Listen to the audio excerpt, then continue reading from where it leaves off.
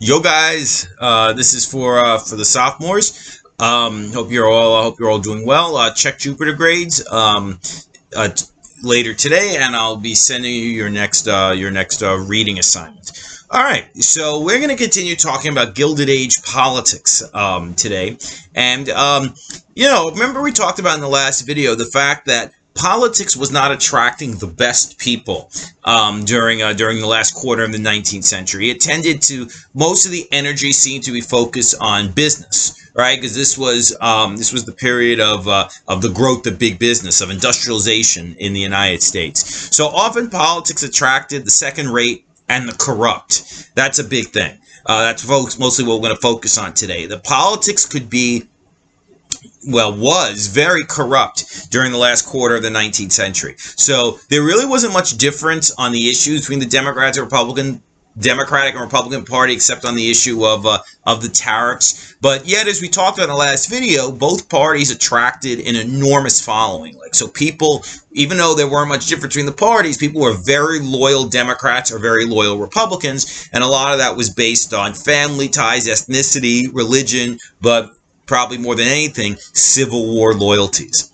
All right, so we talked about the fact that the political machines were controlling most of the big cities in the United States during the Gilded Age. A lot of these big cities were led by giant political machines that were mostly Democratic, but most machines maybe not machines, but most political operations that were federal were Republican. In fact, all of them were, because the Republican Party was dominant on the federal level during this period. Now, a really big movement existed during this time called civil service reform.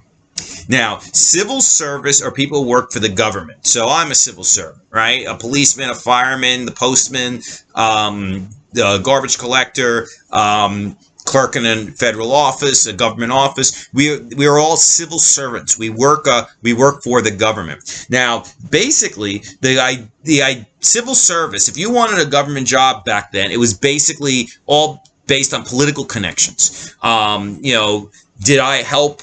First of all, if it's a Democratic machine, am I a Democrat? Right? That was the minimum. Did I help the machine? Am I supportive of the machine? Did I help give votes to the machine? Did I pay off somebody from the machine? So that was basically the only way to get a government job on the local level. On the federal level, you basically had to be a supporter and an active supporter of the Republican Party to basically get a government job. So what this meant was that often, corrupt people and incompetent people, or at least mediocre people at best, were holding most of these government jobs. Government jobs were based on political connections and political ties rather than competence. Now, this is an age-old thing, right? Dating back to Andrew Jackson, right, with the spoils system, right? The idea that government jobs should be based on connections and loyalty to whoever happened to be in power. Now, political reformers during this time began embracing the idea of civil service reform, meaning that if you want a government job, you basically had to be competent to actually have that job. How do you judge that? Probably by taking a test, right, to see if you're actually, if you're going to be good at whatever job you want to apply for. Now, President Hayes, remember Rutherford Bertrand Hayes? He won in that kind of shady election in 1876, where the Electoral Commission gave disputed electoral votes to him. So he won under pretty shady circumstances, but Hayes embraced the cause of civil service reform, saying we have to clean up the way government jobs are awarded. Now, the area that he focused on was the Customs House in New York City. Now, the Customs House in New York City was responsible for collecting 75% of the nation's tariffs. So there was an enormous amount of money that flowed into the New York Customs House. Now, there was corruption, pretty deep-seated corruption in the New York Customs House. Basically, if you wanted to work you want to work in the New York Customs House, you basically had to give part of your salary to the Republican Party. You also had to do work for the Republican Party outside of your working day. So it was total political corruption, political patronage. The man who was in charge of the customs house in New York was a man named Chester Arthur. Now, the thing is that when Hayes found out about all the corruption in the customs house in New York City, he fired Chester Arthur, who was the collector of customs in New York. And this was a big deal because this is where the country got most of its money, the customs house, and it's also where there's probably the most prominent examples of government corruption. Now, the fact that Hayes was a reformer alienated a lot of people. There were a lot of people in politics back then, maybe even now as well, definitely now, who don't like when a politician is too clean, right? It means he won't play ball. He's not a team player or whatever. So Hayes actually wound up losing the support of a lot of people in the Republican Party, which was increasingly getting divided during this time between two factions. One group was called the Stalwarts. Now, the Stalwarts basically were traditional Republicans, very friendly with big business interests, tolerant of corruption, sometimes more than tolerant. They were out and out corrupt very often. So those are the Stalwarts. There was another group of Republicans called the Half-Breeds. The Half-Breeds were reformers, but they weren't crazy about it. They weren't like, obsessively clean or excessively honest. They were, fairly honest, which was, I guess, the best we could hope for in politics during this time. So these two divisions were really clear in the Republican Party. In the 1880 election, Hayes did not run for a second term. He refused to run for a second term, which is very unusual for an incumbent president. Now, former President Grant, General Grant, two-term President Grant, he had just come back from a 2.5 year trip around the world. There was actually a book written about it called Around the World with General Grant, which was a great book. I actually read some of it. And he went to Europe, he went to Egypt, he went to India, he visited the Vatican, China. It was a whole trip around the world for 2.5 years. And when he came back from the trip, which was highly publicized in the United States, Grant was a bit at loose ends. And Stalwarts began entertaining the idea of running Grant again for president. Remember, Grant won the Civil War, right? So he had probably, the best possible pedigree going into an election, two-term president. But the thing is, and he was also the first president ever to seek a third term. Even though he said, I'm not breaking Washington's tradition because it's an unconsecutive term, right? He was president for 2 terms, then took a term off, and then was running again. But there were a lot of Republicans who just were not thrilled about the idea of Grant coming back in office. Remember, Grant had a big problem with corruption in his administration. He was pretty, turned a blind eye to a lot of corruption, which is the reason why Stalwarts liked him, but it's the reason why a lot of reformers were actually very hesitant to go with Grant again. The Half-Breeds were divided between two candidates, a man named James Blaine and a man named John Sherman. But because it was divided all these ways, no one can get the majority. So coming from nowhere was a man named James Garfield. James Garfield was a congressman from Ohio. He had been the campaign manager for John Sherman. And the thing is, he began attracting attention. Garfield, he was a Civil War vet. He had a pretty distinguished career in Congress, even though he got caught up for a while in the credit mobilier scandal. But for most, he was seen as a solid Republican, and also from one of the most important states electorally, Ohio. So Garfield wound up getting the nomination. Even though he was not a candidate, even though he had been campaign manager for John Sherman. So you can only imagine what John Sherman must have felt about this. John Sherman, by the way, was a senator from Ohio. He was also the brother of General Sherman, William Tecumseh Sherman, the man who burnt down Georgia during the Civil War. So Garfield wound up getting the nomination. I guess you could call him a dark horse. Remember, dark horse, that's somebody who comes from nowhere to wind up winning the nomination. Usually we see him in more Democratic contexts, like with Polk and Pierce. But I think you could safely say Garfield was a dark horse who wound up getting the nomination. Now, because Garfield was seen as more of a half-breed, right? Because he had been with Sherman, who was a half-breed. They wanted to balance the ticket, so they with a stalwart. So they put Chester Arthur on the ticket with Garfield as vice president. And remember, Chester Arthur was the man who Hayes had just fired for corruption. So a lot of reformers weren't too happy about the choice of Arthur as vice president.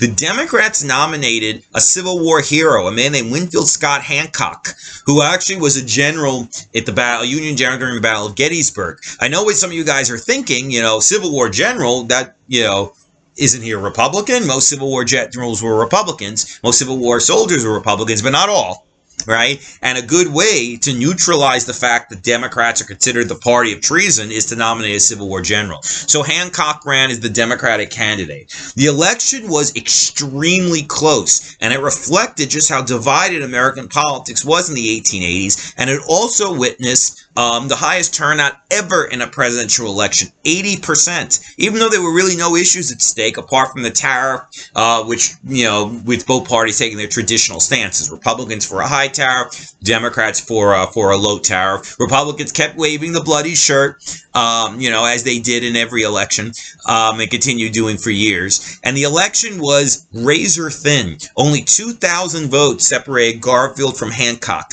Garfield won. He had the most votes. It was a more solid margin electorally, 214 to 155.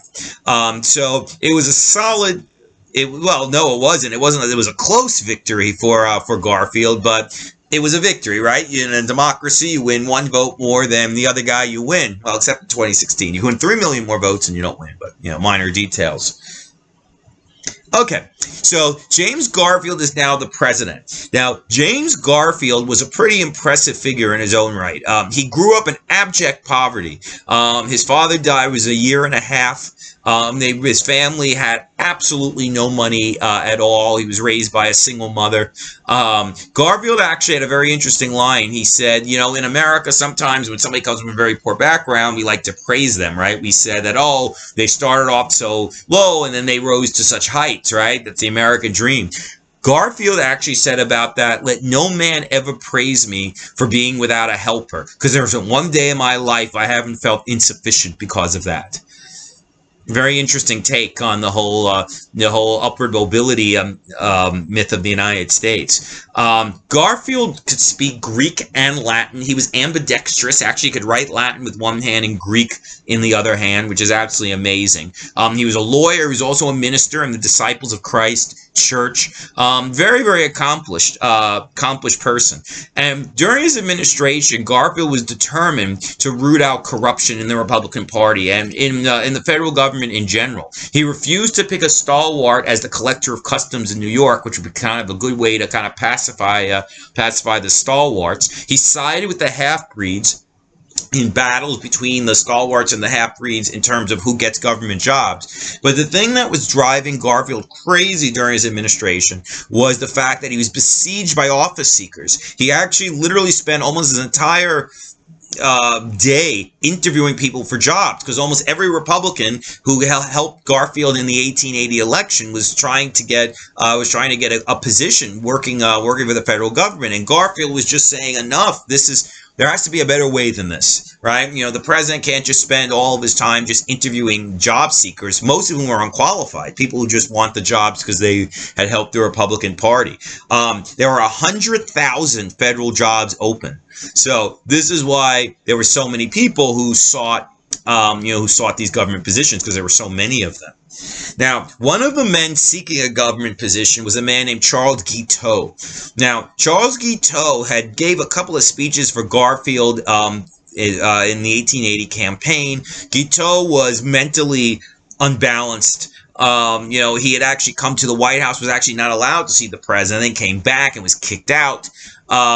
He wanted a job in Paris, which was, completely ludicrous considering his total lack of, even the most basic qualifications. Again, you didn't need qualifications really then, but at least something, right? And Guiteau had nothing.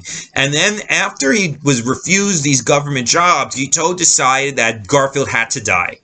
that, he decided, got in his head that he was going to kill President Garfield. Now, just to show how unbalanced Guiteau was, he actually went to a store and bought a fancy gun, a 44 British Bulldog, which is a really fancy gun of the era, because he thought it would look nice in a museum after he killed Garfield. So he stalked Garfield for a while. Garfield's wife was sick. I think she had malaria, and she was recovering off the coast of New Jersey. So Garfield was going to go visit her. So he was going in the train station, taking the train to New Jersey. And then he was going to go up to Massachusetts to Williams College, which was his alma mater. I think he was going to give a speech there. And he was walking arm in arm with Secretary of State James Blaine, who was a leader of the half-breeds and got a big job as Secretary of State. So it shows you how Garfield had favored the half-breeds. Walking arm in arm with Blaine, Guiteau followed Garfield and shot him twice in the back. Now, one of the bullets grazed him and didn't actually enter his body, but the other bullet did enter his body. It went deep into his back muscle, and I think it lodged near his pancreas. Now, after Guiteau shot Garfield, he shouted, "I am a stalwart. Chester Arthur is now president," which made a lot of people see this as a political assassination, right? That he was clearly favoring Guiteau wanted Arthur, was a stalwart, to become president, so it was viewed as a political killing. Well, not killing yet, because Garfield actually lived for 80 days. Believe it or not, the wound that Garfield got was not a fatal wound. Modern science would have it was serious, but modern science would have, easily been able to, maybe not easily, but would have been able to treat Garfield. But modern medicine was not too modern back then. It was pretty primitive. Garfield was brought to the White House, where he basically lingered for most of the summer, with this bullet wound in his back. It was extremely hot. It's Washington in the summer. They brought blocks of ice around and began fanning the ice as some primitive air conditioning device. Alexander Graham Bell, the man who invented the telephone, had just invented the metal detector. So they brought Bell to the White House to try to use his metal detector, scan over Garfield's body to find the bullet so they could remove it. But the metal detector kept going off, and they didn't understand why it was going off till they realized, well, I don't know if they ever realized. We realize now that it was actually the springs in the bed that were making the metal detector go off, because he was going over Garfield, kept going off. So obviously useless in finding the bullet. But what really spelled the end of Garfield was the horrible medical care he got. The doctors routinely stuck their fingers in the bullet wound, trying to find the bullet. And this is before we knew that we were supposed to wash your hands, which I hope everybody's doing, right? 20 seconds. Happy birthday. Sing happy birthday twice after you wash, while you're washing your hands, because of what's going on now. Doctors didn't wash their hands, and they were sticking their dirty fingers in the wound. They were sticking unsterilized instruments in the wound, trying to find the bullet. So this was basically slow agony for Garfield, who ultimately got blood poisoning. And on September 19th, 1881, Garfield died. He was only 49 years old, and it was a very, very sad end to the very, very brief Garfield administration. He was only president for 6 months. He had only been he had only been president for 4 months before he was shot. So this was a real tragedy. The second killing of a president. President Lincoln had only been assassinated 16 years earlier. Now, Vice President Art, I had a whole PowerPoint I would have showed you if we were in class about the assassination. After Garfield died, we had a new president, and that president was Chester Arthur. Now, Chester Arthur, remember, had not exactly the best resume, right? He had been fired for corruption at the Customs House by Hayes. He was put on the ticket with Garfield because Garfield was honest and Arthur wasn't as honest, so that would balance the ticket. So a lot of people didn't think very highly of Arthur. The Stalwarts were excited that one of their own would become president, but the thing, and a lot of people were just appalled by this. Arthur had spent his life kind of coming up in the Republican political machine, had a real tolerance for corruption, perhaps even more than a tolerance. But the thing is that Garfield's death at the hands of an office seeker meant that there were a lot of people in this country who said, we got to fix this. We got to reform the way that government jobs are awarded. So Arthur, who had basically spent his life as a political hack in many ways, embraced the cause of civil service reform because of, largely because of President Garfield's death. And this was a tribute to the slain president, right? To actually reform the way that that government appointees are given. Quito ultimately was hanged for killing Garfield, even though Quito said the doctors killed him, not me. And there's a defense there, right? Now, Arthur decided to embrace the cause of civil service reform as a monument to the late President Garfield. And in 1883, Arthur signed a bill called the Pendleton Act. I don't have my board today, but Pendleton Act. Now, the Pendleton Act set up a commission to prepare tests for people to take if they want government jobs, as opposed to just being politically connected. And also, people holding government jobs were not allowed to make political contributions. So it was attempting to get politics out of the assignment of government jobs. Now, the Pendleton Act only applied to 12% of government jobs in the beginning, but was eventually expanded to cover virtually all government jobs. Like, you have to take the civil service test before you're allowed. Before you could possibly get a government job. And it also created something very important if you want a well-functioning democracy, well-functioning government, a professional civil service. People whose jobs are their career officials, people who are there because they have expertise in the area that they're working, and people who are apolitical, people who serve regardless of whether the president is a Democrat or Republican. If you really want a fully functioning modern democracy, you need a professional, apolitical civil service, and the Pendleton Act pretty much established that. And Arthur shocked his critics, but appalled a lot of his friends who were not expecting all this reform stuff from Arthur. All right, guys, so we'll stop now. In our next video, we're going to talk about probably the most significant president in the years between Lincoln, or Grant and Teddy Roosevelt, Grover Cleveland, who most of you probably just know, is, if you know him at all, is he served 2 consecutive terms as president. But Cleveland was a very honest but ultra conservative president. So we'll talk about him in our next video. All right. Hope you guys are all doing well, and I'll see you on the other side. All right. Peace.